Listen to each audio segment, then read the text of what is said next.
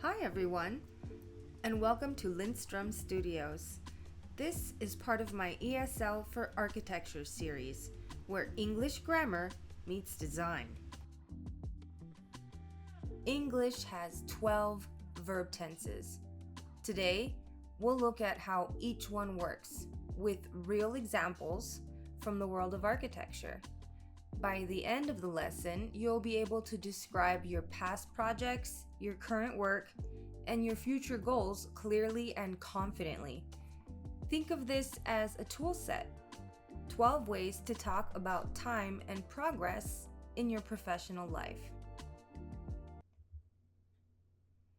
Let's start right in the middle, the present tenses. What we're doing right now in our architectural work.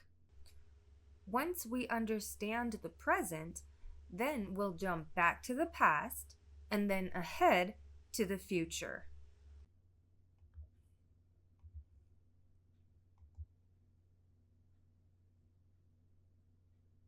We use the present simple to talk about habits or general truths, things that happen regularly or are always true.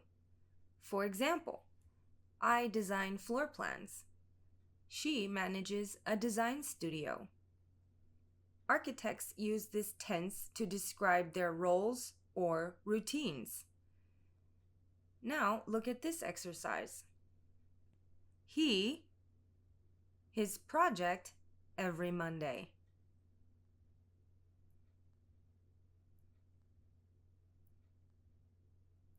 The correct answer is he presents his project every Monday.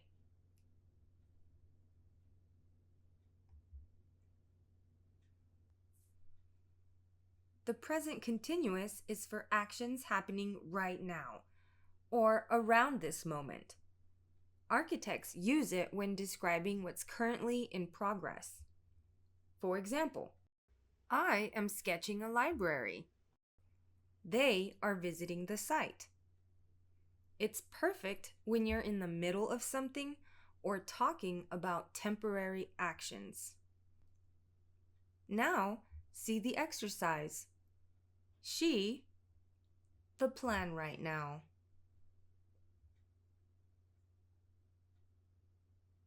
The answer is she is explaining the plan right now.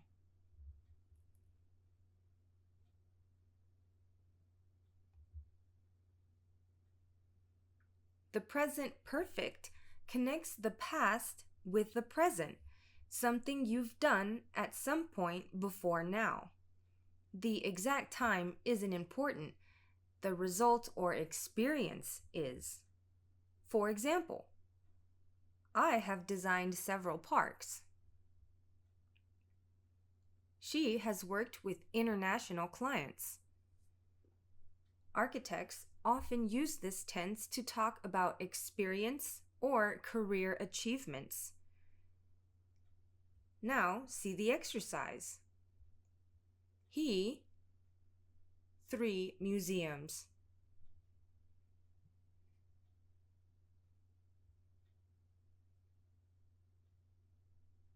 The answer is he has completed 3 museums.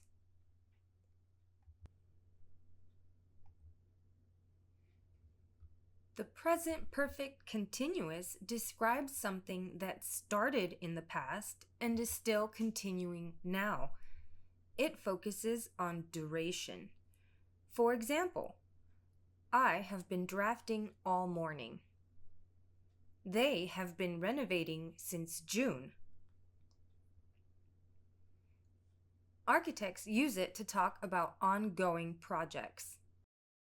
Now see the exercise. She on that model for 2 weeks.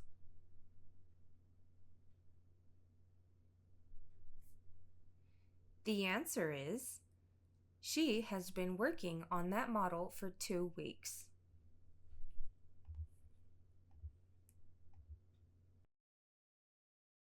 All right, now that we've seen the present, let's move on to the past tenses.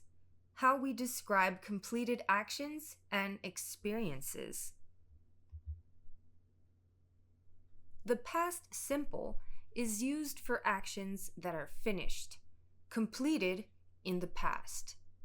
The time is clear and definite. For example, I presented my thesis last year. They built the bridge in 2010. We use this tense to describe past work or milestones. Now, see the exercise. The plan yesterday.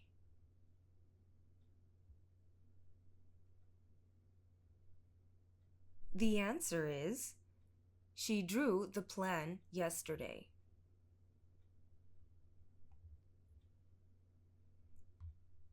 The past continuous describes an action that was in progress at a specific time in the past. For example, I was sketching when the client called. They were working all day. Architects use it to set the scene, what was happening when something else occurred. Now, see the exercise. The drawings at 5 p.m.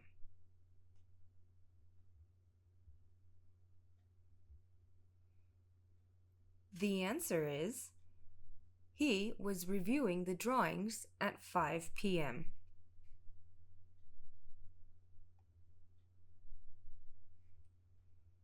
The past perfect describes an action that happened before another past action.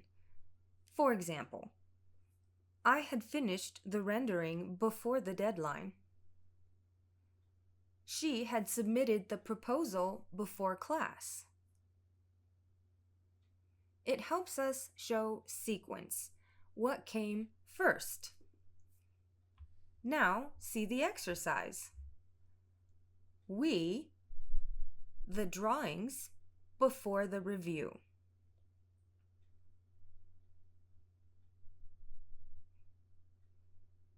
The answer is, we had completed the drawings before the review.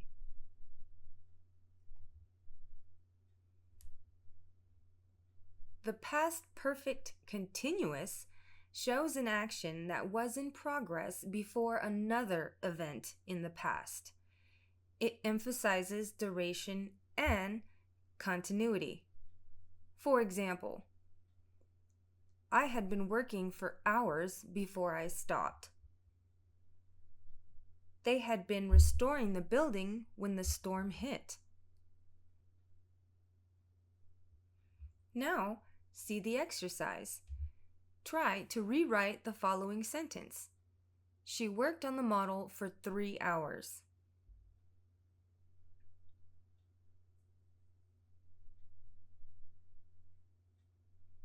Here's one possible answer.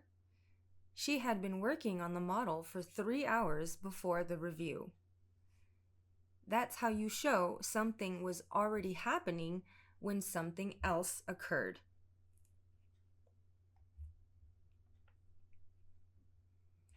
Next, let's look at the future tenses for describing plans and predictions.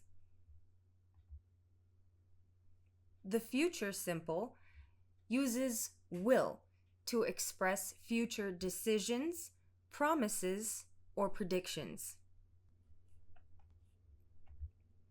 For example, I will present my project next Friday. They will design a new community center. Architects use it to talk about upcoming plans or goals. Now, try the exercise. She on a hospital next semester.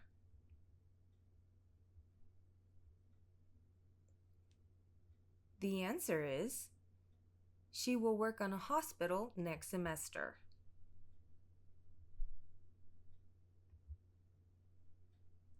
The future continuous describes an action that will be in progress at a specific time in the future. For example, I will be presenting at 10 a.m. tomorrow. They will be working on site next week.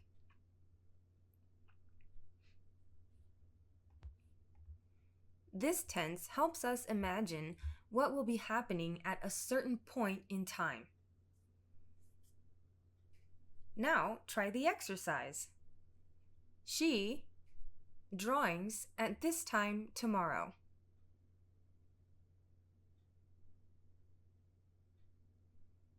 The answer is, she will be preparing drawings at this time tomorrow.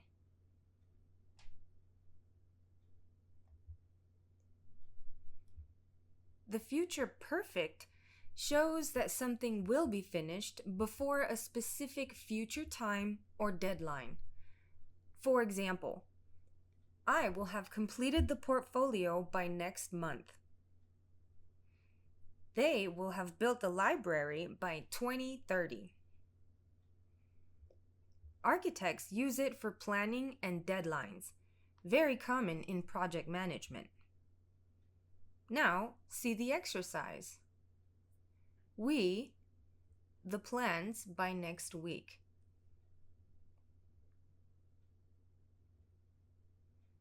The answer is, we will have submitted the plans by next week.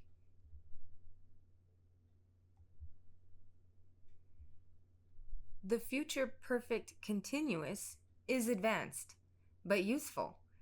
It describes an activity that will continue up to a point in the future. For example, by next year, I will have been studying architecture for 5 years. They will have been renovating for 3 years by 2026. It emphasizes the duration of a future action. Now try the speaking exercise. By next summer, I will have been 4 years. Try to talk about your own architectural experience or study timeline. So now we've covered all 12 English tenses, with architecture examples for each one. Remember, past, present, future. Simple, continuous, perfect, and perfect continuous. Each tense tells a different part of your professional story. Use them to describe your past projects, your current work, and your future goals clearly. That's how you sound fluent and professional as an architect. Thanks for watching today's lesson on the 12 English tenses in architecture. If this helped you understand how grammar connects to design and communication, please consider subscribing to Lindstrom Studios for more lessons in the ESL for Architecture series. Your support helps me create more content for architects and designers learning English. See you next time!